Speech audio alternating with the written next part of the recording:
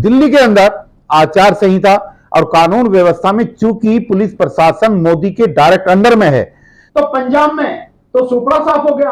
पहले बीजेपी के पास 2 थी, इस बार 1 भी नहीं है। ये जो मोदी को इतनी जबरदस्त पटकनी लगी है कि जो 400 का राग अलाप रहा था, 370 पार की बात कर रहा था, वो आके अटक गया 240 पे। अब वो भी बेईमानी से, वो भी लगभग 2 करोड़ वोटें बढ़ाने के बाद ईवीएम को हटाना चाहते हैं, बैलेट पेपर से चुनाव चाहते हैं। इसी बात पर सिग्नेचर अभियान ही होगा। और साथ में एक चीज और होगी कि बहुत सारी वोटें काटी गई। साथियों, मैं देश की जनता के साथ साथ जो इंडिया गठबंधन और विपक्ष की तमाम पार्टियां हैं, उन सबसे भी निवेदन करूंगा कि इस ईवीएम के विरुद्ध लड़ाई में हमारा साथ देना। साथियों, आप जीत गए हो इसका मतलब यह नहीं है कि ईवीएम ठीक ठाक है। मुझे अफसोस के साथ कहना पड़ रहा कि कांग्रेस ने अपने घोषणा पत्र में चुनाव ईवीएम से कराने की बात कही है। हम इससे इत्तेफाक नहीं रखते और यह ठीक नहीं है, और अपने घोषणा पत्र से यह चीज कांग्रेस को हटानी चाहिए।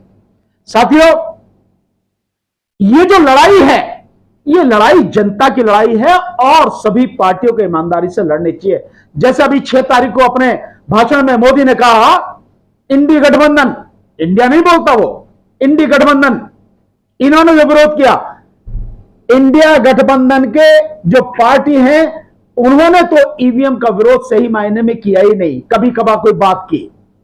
अगर वो कहते तो ये हाल नहीं होता, ये ईवीएम हट गई होती, इसी चुनाव में हट गई होती। और अगर हट गई होती तो मोदी का सफाया, मोदी की पार्टी का सफाया हो गया होता 40 पर ही, 40 से नीचे ही 37 पर सिमट जाती मोदी की पार्टी। तो आप आए, बहुत बहुत धन्यवाद। और साथियों, अब आपके मन में जो सवाल हैं, सवाल पूछिए। मेरे साथ साथ सवालों के जवाब हमारे कोऑर्डिनेटर, ईवीएम हटाओ संयुक्त मोर्चा के कोऑर्डिनेटर इंजीनियर डीसी कपिल साहब, वो भी सवालों के जवाब दें। पूछिए। विपक्ष से नाराजगी है आप लोगों की, क्योंकि विपक्ष शुरुआत में तो बोलते दिखाई दिए राहुल गांधी से लेकर अखिलेश यादव, फिर बाद में चुनाव ईवीएम पर ही हुआ। नहीं, निश्चित रूप से नाराजगी क्या कि हमारा यह कहना है, आग्रह है कि विपक्ष अगर ईमानदारी से इस लड़ाई में साथ देता ईवीएम को हटाने की, जिस तरह से आप सारे सोशल मीडिया के साथियों ने साथ दिया, बात को बिल्कुल अंतिम छोर तक पहुंचा दिया, ईवीएम हट गई होती। वो ऐसा काम अब ना करे, अब दे दे। मैं दावे के साथ कहता हूं, हरियाणा में चुनाव हो रहे हैं, हरियाणा में, महाराष्ट्र में, झारखंड में, बिहार में इंडिया गठबंधन की ही सरकार बनेगी। दिल्ली में भी इंडिया गठबंधन की ही सरकार बनेगी अगर ईवीएम हट गई तो। लेकिन सर, आपके साथ में ये कोई पार्टियां नहीं आई थी, आपने आंदोलन किया था बाकायदा, आपने बार-बार कहा था कि हमारे साथ पार्टियां आ रही हैं, लेकिन खुलकर सामने नहीं आई। क्या उनको भरोसा है अभी भी ईवीएम पर? मैं समझता हूं हमारे जो कोऑर्डिनेटर साहब हैं इसका बहुत अच्छी तरह से जवाब देंगे आपको। देखिए, इनको भरोसा तो नहीं है, लेकिन समय समय पे ईवीएम के माध्यम से जो चुनाव हुए हैं, उन चुनाव में कभी ना कभी इनको भी सत्ता का सुख मिला है। इसलिए ये असमंजस में पड़े हुए हैं कि कोई हमारे से उल्टा सवाल ना पूछ ले, क्योंकि जितने भी गठबंधन के लोग हैं, वो चाहे बिहार से तेजस्वी यादव हो, उनकी पार्टी हो, चाहे उत्तर प्रदेश हो, चाहे दिल्ली हो, कोई सा भी हो, ये सब लोग वो हैं जो गठबंधन का हिस्सा तो रहे हैं, लेकिन ईवीएम से होने वाले चुनाव में कभी ना कभी इनकी पार्टी ने भी सत्ता सुख को भोगा है। इसलिए वो जो एक असमंजस बना हुआ है, उसकी वजह से ये खुल करके उसका विरोध नहीं कर पाए। और इनको ये जान लेना चाहिए कि जो ईवीएम हटाओ आंदोलन पूरे देश के अंदर चला, उस आंदोलन में ये सच है कि हमने किसी को भी ये नहीं कहा कि आप किसे वोट दें, ये सच है। लेकिन इससे भी बड़ा सच ये है इसमें कि ये जो आंदोलन था, ये वर्तमान केंद्र की सरकार और भारतीय जनता पार्टी के प्रशासन और उसके कार्यकलापों के खिलाफ था। इसलिए जो इंडिया गठबंधन की वर्तमान समय में जो सीटें आई हैं, उसमें ईवीएम का पिछले 6 महीने में चला हुआ भारतीय जनता पार्टी के खिलाफ जो आंदोलन है, उस आंदोलन की बहुत महत्वपूर्ण भूमिका इसके अंदर रही है।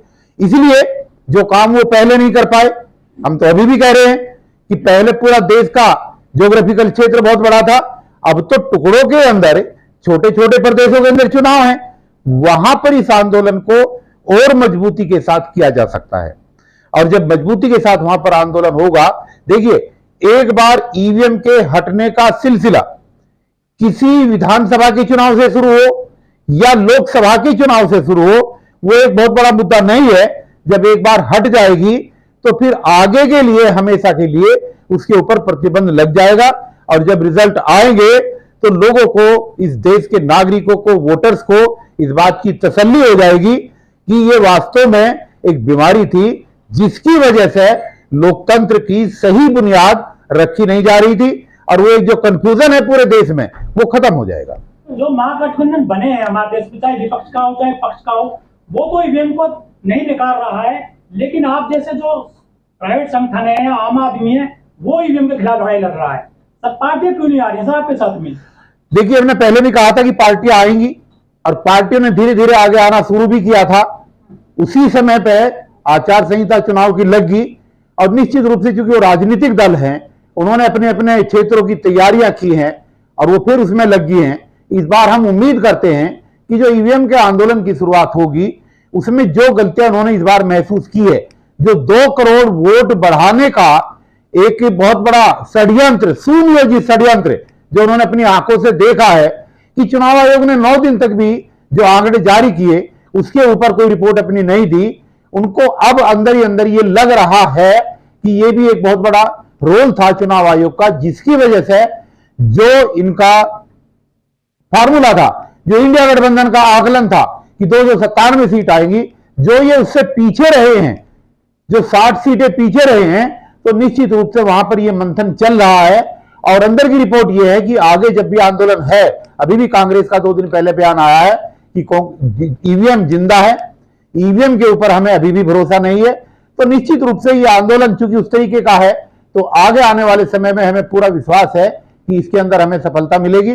और जो इंडिया गठबंधन के लोग, जो घटक दल हैं, जो नहीं बोल रहे थे, हमें उम्मीद है कि वो भी खुल करके सामने जरूर आएंगे। मैं इसमें एक बात और जोड़ना चाहूंगा। आप अगर देखेंगे तो जो कांग्रेस के कर्नाटक से उप मुख्यमंत्री हैं डीके शिवकुमार, जब मीडिया वालों ने उनसे सवाल पूछा ईवीएम के सिलसिले में, तो उन्होंने बाकायदा कहा कि हम जो एविडेंस है वो कलेक्ट कर रहे हैं और उसके बाद में हम आपके सामने आएंगे, क्या क्या गड़बड़ी है, कैसे।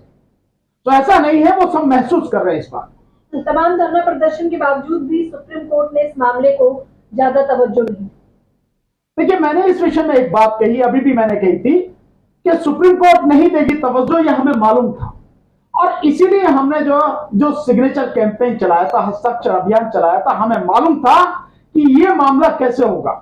जब जैसे आप आज इसमें देखें कि जो बहुमत है उस बहुमत को कोई नहीं नकार सकता, ठीक इसी तरह से सिग्नेचर कैंपेन में हमने इसलिए चलाया था कि देश में लगभग 90 करोड़ मतदाता हैं और 60 करोड़ लोग वोट डालते हैं, तो 25 से 30 करोड़ लोग वोटर जो हैं, अगर वो सिग्नेचर कैंपेन में हमारा साथ दें, हस्ताक्षर करके हमें दे दें, तो ये आंकड़ा हम सुप्रीम कोर्ट के सामने जाके रखें।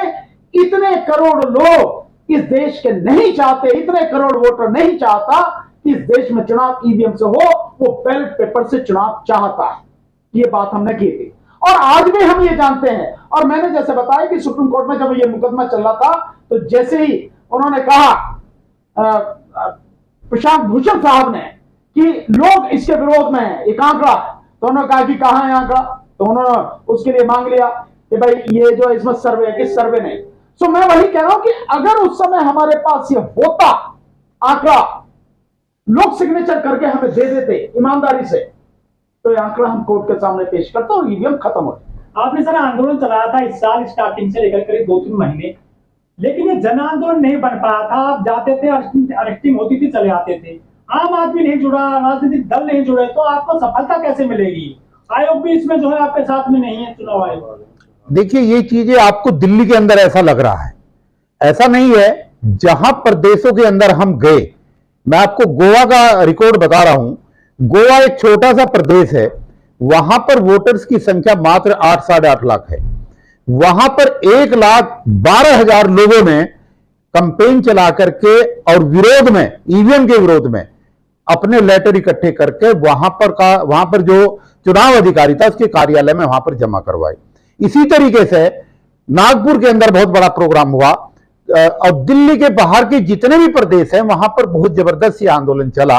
दिल्ली के अंदर आचार संहिता और कानून व्यवस्था में चूंकि पुलिस प्रशासन मोदी के डायरेक्ट अंडर में है, तो वहां पर जो है आंदोलन को उस तरीके से पूरे 3 महीने तक जंतर मंतर पर, आप तो रिपोर्टर हैं, आप तो जाते हैं, ईवीएम के मामले को लेकर के ईवीएम के साथ साथ जितने भी तरीके के आंदोलन दिल्ली के अंदर होते थे सबके ऊपर बैन लगा दिया गया। तो यहां की कानून व्यवस्था को देख करके इसलिए उस तरीके की गैदरिंग यहां पर इकट्ठी नहीं हो पाई, लेकिन देश के बाकी हिस्सों में बहुत जबरदस्त आया इसका प्रभाव जो है। और सबसे बड़ी बात यह है कि ये ईवीएम का आंदोलन शहरों और कस्बों से निकल करके गांव देहात तक पहुंचा है इस बार। ये सबसे बड़ी इसकी विशेषता और खूबसूरती है। लेकिन चुनाव आयोग या सुप्रीम कोर्ट में आप कोई सबूत नहीं दे पाए ईवीएम के खिलाफ। देखिए, निश्चित रूप से सबूत चाहे आपके पास कितने भी हों, अगर आप किसी के इशारे पर काम कर रहे हैं और आप अगर किसी के प्रवक्ता के तौर पर काम कर रहे हैं, तो आपके सामने चाहे कितना अच्छा सबूत रखा हो, आप उसको नहीं मानेंगे। क्योंकि चुनाव आयोग हो या कोर्ट कचहरियां हो, इनमें से बहुत बड़ा प्रभाव केंद्र की सरकार का रहा है, जिसकी वजह से जिस तरीके के रिजल्ट हम चाह रहे थे उस तरीके के रिजल्ट नहीं आ पाए। लेकिन कब तक चलेगा? कभी तो रिकॉर्ड आएगा, कभी तो इसका पर्दाफाश होगा। ये आएगा धीरे धीरे, जब ये जन आंदोलन बनेगा और जनता की समझ में ये चीजें धीरे धीरे आ रही हैं, तो इसमें निश्चित रूप से सफलता मिलेगी। क्योंकि ये सत्ता की आड़ में खेला गया खेल है, इसमें आम आदमी का रोल इतना बड़ा नहीं है।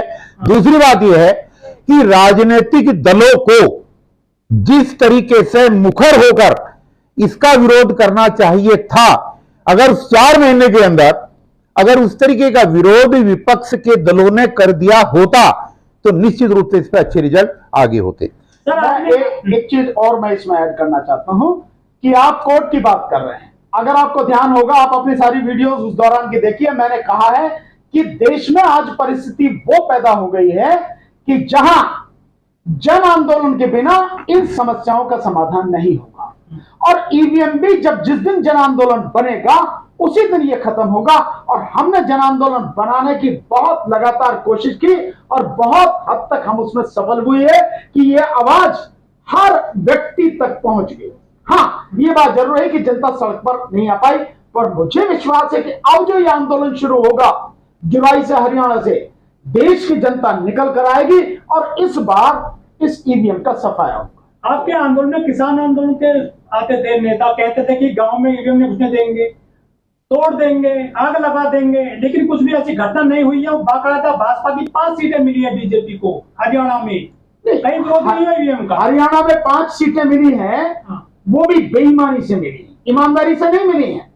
और जो 5 सीटें हैं वो तो कांग्रेस को मिली हैं, पहले तो एक भी नहीं थी, अब 5 सीटें मिली हैं। और अगर आप इसी को थोड़ा सा और पीछे ले जाओ, जहां तक किसान आंदोलन की बात है, तो पंजाब में तो सुपड़ा साफ हो गया, पहले बीजेपी के पास 2 थी, इस बार एक भी नहीं है। सो ये ऐसा नहीं है कि इसका असर नहीं है। और किसान आंदोलन की और इनकी जो बात कर रहे हो आप, ये जो मोदी को इतनी जबरदस्त पटकनी लगी है कि जो 400 का राग अलाप रहा था, 370 पार की बात कर रहा था, वो आके अटक गया 240 पे, अब वो भी बेईमानी से, वो भी लगभग 2 करोड़ वोट बढ़ाने के बाद। अगर ईमानदारी से होता, फिर कह रहा हूं 120 पे अटक जाना था। तो ऐसा नहीं है, इसका असर है। हाँ, ये बात हम भी समझ रहे हैं कि इसमें कहां कहां और मजबूती किस तरह से हो सकती है। पिछले अनुभव को देखते हुए हम उस तरह से उसको मजबूत करने के लिए काम करेंगे। आपके साथ चुनाव लड़ गए थे ईवीएम से, चाहे रामपुर हो, क्या फर्क पड़ता है इससे? अगर कोई साथी चुनाव लड़ गया, इससे क्या फर्क पड़ता है? क्या चुनाव नहीं लड़ना चाहिए? ऐसा तो कहीं नहीं है कि जो लोग ईवीएम के खिलाफ आंदोलन कर रहे हैं उन्हें चुनाव नहीं लड़ना चाहिए, ऐसा तो कहीं भी नहीं है। चुनाव लड़े हैं निश्चित रूप से, इसमें कोई शक नहीं, लेकिन ये कोई गलत नहीं है। हाँ, ये बताइए कि क्या उन्होंने ईवीएम के आंदोलन के साथ कोई बेईमानी करी? नहीं। बात ये, तो वो जो कमेटी बनाई थी वो साथ में आपके साथ फिर से आएगी इस बार? कमेटी देखिए, ये तो आगे है, अब लड़ाई चलेगी। इस कमेटी में आने वाले समय में अब जब लड़ाई चलेगी तो और नए नए साथी आएंगे, भाई पुराने तो ये नहीं बैठे साथ में, ये बैठे हैं, मैं बैठा हूं।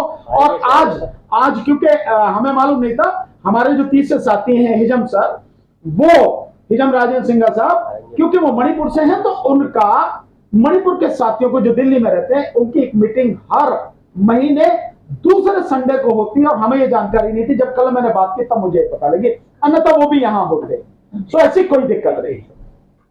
अभी जो आप ने सिग्नेचर अभियान की बात करी, तो ये सिग्नेचर अभियान आप फिर से शुरू करना चाह रहे हैं? निश्चित रूप से सिग्नेचर अभियान शुरू होगा, और बाकायदा केवल यही नहीं, सिग्नेचर अभियान यही नहीं कि हम ईवीएम नहीं चाहते, ईवीएम को हटाना चाहते हैं, बैलेट पेपर से चुनाव चाहते हैं, इसी बात पर सिग्नेचर अभियान ही होगा। और साथ में एक चीज और होगी कि बहुत सारी वोटें काटी गई, बहुत सारे लोगों की वोटें काटी गई। हमने पहले भी लोगों से रिक्वेस्ट करी थी, इस बार भी, कि जो लोग जिनकी वोटें काटी गई हैं वो लोग अपना डाटा हमें दें, ताकि इलेक्शन कमीशन के खिलाफ ये जो डीएम और एसडीएम और एडीएम वगैरह हैं, जो इस बात के लिए जिम्मेदार हैं कि हर 18 साल के व्यक्ति की वोट होनी चाहिए, हर व्यक्ति जो वोटर है उसकी वोट होनी चाहिए इलेक्टोरल रोल में, उसके लिए वो गुनहगार, उनके खिलाफ एफआईआर कराएं। इसलिए सब लोगों से निवेदन रहेगा कि वो जिनकी वोटें काटी गई हमें अपना डाटा भेजें। ये जो सिग्नेचर अभियान आप करेंगे, ये जिस स्टेट में चुनाव होगा उस स्टेट के लोगों का ही सिग्नेचर कराएंगे या पूरे देश में? पहले अभी हम उसमें करेंगे और कोशिश करेंगे कि साथ साथ पूरे देश में हो सके, लेकिन पहले जो जिन राज्यों में चुनाव होने हैं, हरियाणा, महाराष्ट्र, झारखंड, दिल्ली और बिहार, पहले हम उसको फोकस करेंगे।